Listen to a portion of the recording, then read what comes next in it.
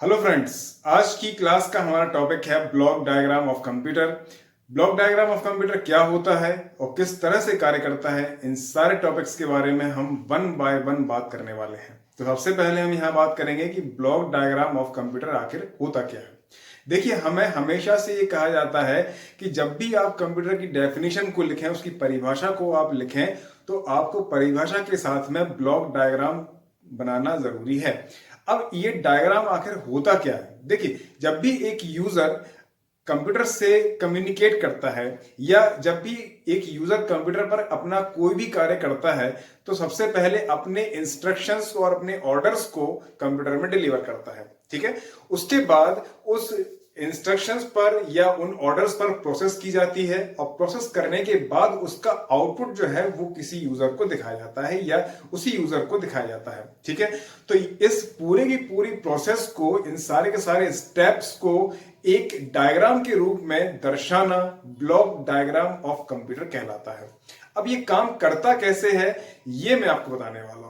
तो यहां पर मैंने आपकी सुविधा के लिए पहले से ही इस डायग्राम को यहां पर मैंने ड्रॉ करके रखा हुआ है और आपको भी एग्जाम में ठीक इसी तरह से इस डायग्राम को ड्रॉ करना है। ठीक है, मोस्टली हम क्या करते हैं कि जब भी आप किसी एग्जाम के लिए जाते हैं या मान लीजिए कि जब भी आपसे कभी डेफिनेशन पूछी जाती है कंप्यूटर की, तो हम नॉर्मली क्या करते हैं, हम इनपुट के बारे में बात करते हैं, हम उसकी प्रोसेस वाले ब्लॉक के बारे में बात करते हैं और साथ ही साथ उसके आउटपुट के बारे में बात करते हैं।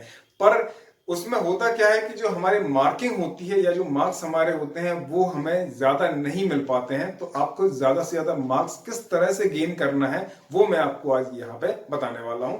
तो ये जो डायग्राम मैंने यहाँ पर ड्रॉ किया हुआ है, आपको सेम डायग्राम अपनी नोटबुक में बना लेना है। देखिए, यहां समझने की इसको कोशिश कीजिए। यहां पर ये जो डायग्राम है, इस डायग्राम में सबसे पहला स्टेप जो होता है वो क्या होता है, हमारा इनपुट। ठीक है, ये जो इनपुट वाली प्रोसेस होती है, इसका मतलब होता है कि जब भी यूजर अपने किसी भी इंस्ट्रक्शंस या ऑर्डर को कंप्यूटर में डिलीवर कराता है, तो इस प्रोसेस को क्या कहते हैं, हम इनपुट करना कहते हैं। ठीक है, अब जब भी किसी भी यूजर को, अगर मान लीजिए आपने कीबोर्ड का यूज किया, आपने माउस का यूज किया या आपने किसी भी इनपुट डिवाइस का यूज किया, तो वो सारे डिवाइसेस क्या करती हैं, किसी भी यूजर के इंस्ट्रक्शंस को या उसके ऑर्डर्स को कंप्यूटर में डिलीवर कराती हैं। देखिए, ये डायग्राम में आप देख सकते हैं कि ये जो डायरेक्शन है वो किस तरफ है, सीपीयू की तरफ है। ठीक है, अब यहां पर ये इंस्ट्रक्शन है और ये जो ऑर्डर है जिनको आपने इनपुट कराया है, उनको इनपुट कराने के लिए जिस भी प्रकार की डिवाइसेस की आवश्यकता होती है, जो कि यहां पर मैंने उन सारे डिवाइसेस के नाम लिखे हुए हैं, तो इन सारी डिवाइसेस को हम क्या बोलते हैं, इनपुट डिवाइसेस बोलते हैं। ठीक है, ये जो इनपुट डिवाइसेस होती हैं, इन इनपुट डिवाइसेस में शामिल होता है क्या, आपका keyboard, mouse, joystick, QR, OMR, OCR, scanner, MICR और थंब इंप्रेशन डिवाइसेस। मतलब वो सारे डिवाइसेस को यहां पे एंगेज किया गया है, उन सारी की सारी डिवाइसेस को यहां पर शामिल किया गया है जिनकी हेल्प से एक यूजर अपने मन के थॉट्स, अपने विचारों को, अपने काम को करने के लिए सारे इंस्ट्रक्शंस को और ऑर्डर्स को इनपुट डिवाइसेस के यूज से किसी भी कंप्यूटर में डिलीवर कराता है। ठीक है, अब आता है यहां पे हमारा सेकंड स्टेप। सेकंड स्टेप में जो सेकंड स्टेप है उसका नाम क्या है, CPU, central processing unit. Central processing unit जो स्टेप है, इस स्टेप में यहां जो ब्लॉक आपको दिया गया है, इस ब्लॉक को 3 पार्ट में डिवाइड किया गया है। ठीक है, ध्यान से देखिए आप। पहला जो स्टेप है वो क्या बोलता है, एएलयू, दूसरा है सीयू और तीसरा होता है हमारा मेमोरी। तो जितने भी मैथमेटिकल कैलकुलेशंस हैं, यहां देखिए अरिथमेटिक लॉजिक यूनिट, यहां पे इसका फुल फॉर्म लिखा हुआ है मैंने। ठीक है, तो अरिथमेटिक लॉजिक यूनिट का मतलब होता है सभी अंक गणितीय और तार्किक गणनाएं जिस सेक्शन में की जाती हैं या जिस स्टेप में की जाती हैं, उसे हम क्या बोलते हैं, एएलयू के नाम से जाना जाता है।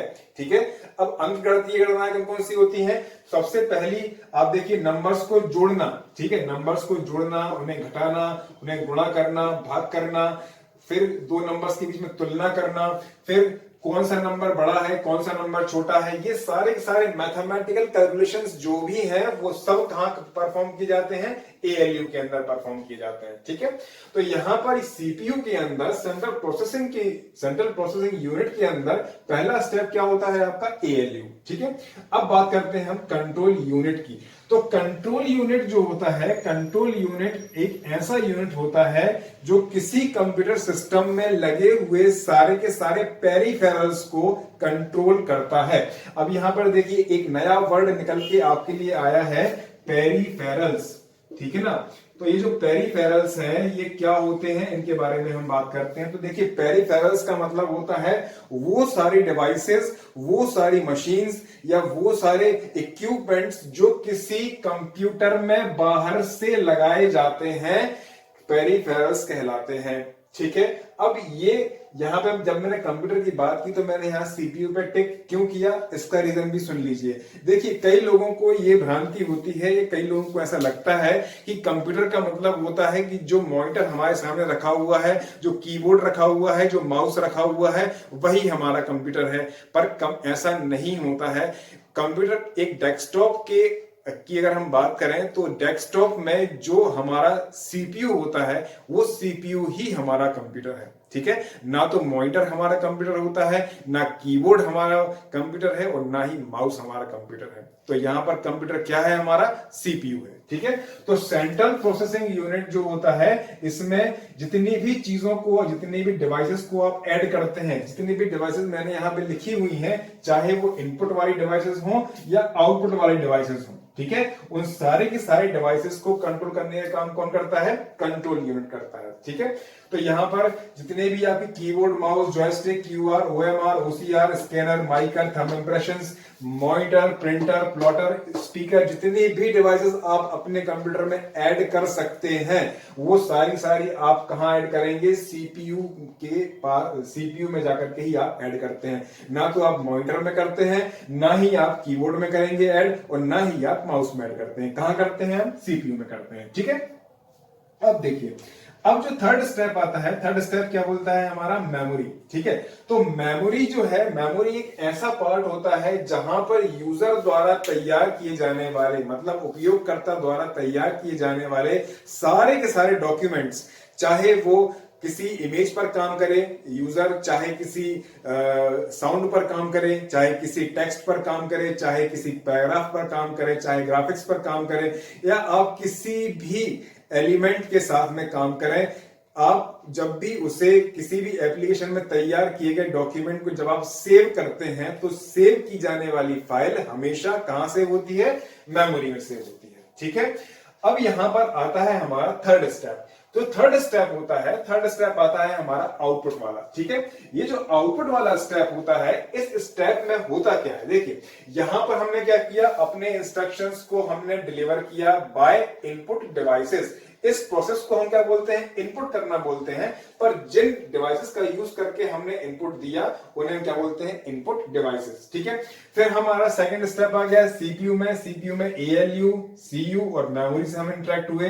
अब आता है हमारा थर्ड स्टेप। थर्ड स्टेप हमारा बोलता है क्या, हमें चाहिए है रिजल्ट, और रिजल्ट जिन भी डिवाइसेस के थ्रू मिलेगा, जिन भी डिवाइसेस की हेल्प से हमको मिलेगा, उन्हें हम बोलते हैं आउटपुट डिवाइसेस। ठीक है, तो रिजल्ट जिन भी हमें जब रिजल्ट मिलता है, तो उस रिजल्ट मिलने की प्रोसेस को कहा जाता है आउटपुट। पर जिन डिवाइसेस की हेल्प से मिलता है, उन्हें हम क्या कहते हैं, आउटपुट डिवाइसेस। ठीक है, तो वो आउटपुट डिवाइसेस कौन कौन सी हैं आपकी, monitor, printer, plotter, speaker.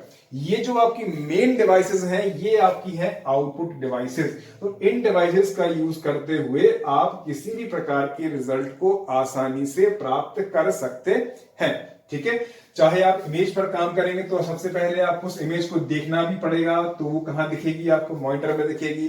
Print चाहिए है तो प्रिंट कहां मिलेंगे, आपको प्रिंटर में मिलेगा। अगर आप उसका फ्लैक्स छपवाना चाहते हैं, होर्डिंग बनवाना चाहते हैं, तो कहां बनेगा, प्लॉटर में बनेगा। अगर आप किसी गाने को सुनना चाहते हैं या अपनी आवाज जो आपने रिकॉर्ड की है उसे सुनना चाहते हैं, तो वो कहां मिलेगी, सुनने के लिए आपको स्पीकर की हेल्प से मिलेगी। ठीक है, तो ये सारे के सारे स्टेप जो हैं, आप जब भी किसी भी एग्जाम में जाएं और अगर डिस्क्रिप्टिवली अगर आपसे उस क्वेश्चन के आंसर में आपसे बोला जाए कि आपको ब्लॉक डायग्राम बनाना है या कंप्यूटर की डेफिनेशन लिखनी है, तो कंप्यूटर की डेफिनेशन के साथ में आप इस ब्लॉक डायग्राम को बनाइए, ये मेरी गारंटी है 110% आपको सबसे ज्यादा मार्क्स मिलने वाले हैं। क्योंकि यहां पर हमने केवल वो डायग्राम जो ट्रेडिशनल तरीके से आपको बताया गया है वो यूज नहीं किया है, हमने उसके अलावा भी इसमें कुछ चीजों को ऐड किया है, जिसमें हमारे इंस्ट्रक्शंस भी हैं जो इनपुट के रूप में हमने डिलीवर करे हैं, ऑर्डर्स भी हैं, वो डिवाइसेस भी हैं जिनका यूज हम करते हैं। फिर सीपीयू के अंदर हमने एएलयू को भी एंगेज किया है, कंट्रोल यूनिट को भी एंगेज किया है, मेमोरी को भी एंगेज किया है, जो कि एक पहले से बना हुआ ऐसा डायग्राम है। फिर उसके बाद आता है आपका आउटपुट, और आउटपुट में भी हमने यहाँ क्या क्या शामिल किया है, मॉनिटर को शामिल किया है, प्रिंटर को शामिल किया है, प्लॉटर को किया है और स्पीकर को किया है। ठीक है, तो हमने यहां पर ब्लॉक डायग्राम समझा किस तरीके से, ट्रेडिशनल तरीके से नहीं, हमने उस तरीके से समझने की कोशिश की है जिसमें हमने उन साइड डिवाइसेस को भी एंगेज किया है, उनके साथ में हम क्या कार्य कर रहे हैं उनको भी हमने यहां पर एंगेज किया है। ठीक है, तो मुझे उम्मीद है कि आज की क्लास का ये जो टॉपिक था हमारा ब्लॉक डायग्राम ऑफ कंप्यूटर, ये आपको समझ में आया होगा। किसी भी स्टेप में कहीं भी अगर आपको कोई भी स्टेप, कोई पॉइंट अगर समझ में नहीं आया हो तो उन सारे के सारे पॉइंट्स को आप मुझे कमेंट बॉक्स में लिख करके जरूर बताइएगा। मैं पूरी कोशिश करूंगा कि नेक्स्ट वीडियो में आपकी क्वेरीज पर ही बनाऊं। और सबसे पहले अगर आपने अभी तक हमारे चैनल को लाइक नहीं किया है, शेयर नहीं किया है, सब्सक्राइब नहीं किया है तो प्लीज लाइक करें, शेयर करें और सब्सक्राइब करें। तो आज की क्लास में केवल इतना ही। Thank you very much.